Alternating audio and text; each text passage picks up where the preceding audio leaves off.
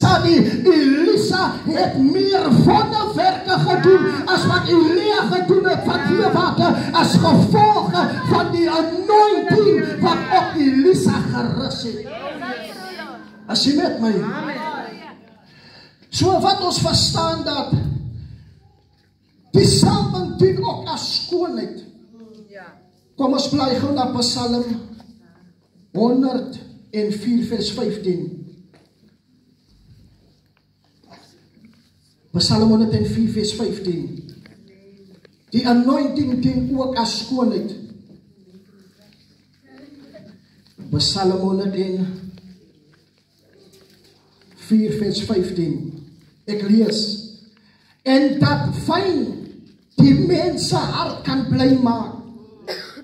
Omdat die aangesig te laat blink van olie. Ek herhaal, hashtag om die aangesig te laat blink van olie. Soos verstaan in die skrif dat olie word gebruik as 'n skoonheidsmiddel om jou skoonheid, amen, jou mooiheid, jou voorkoms te bevorder.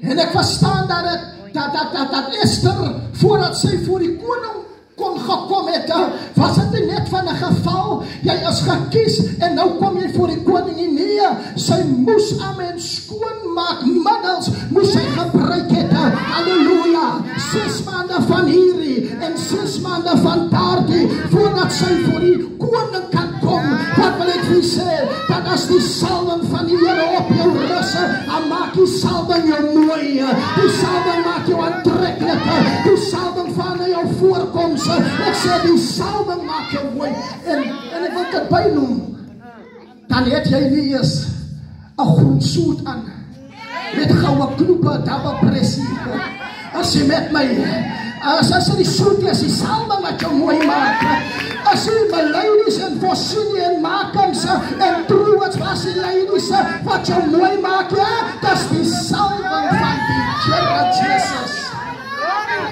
As was nou winter, en nou sien ek hoeke boots, en nou sien ek tasse, en nou sien ek die mooiste skaafs, Here jou, amen, en ek sien die mooiste berets, amen, halleluja, dat maak jou lekker warm, maar luister, ek sê vir u, dis nie wat jy by die winkel koop, of hy duur perfume en hy duur spray, wat jy van Mother's Day gekry het, wat jou mooiheid na vore bring, nie, as jy die salwing van die Here dra, dan is daar 'n ander tipe mooiheid.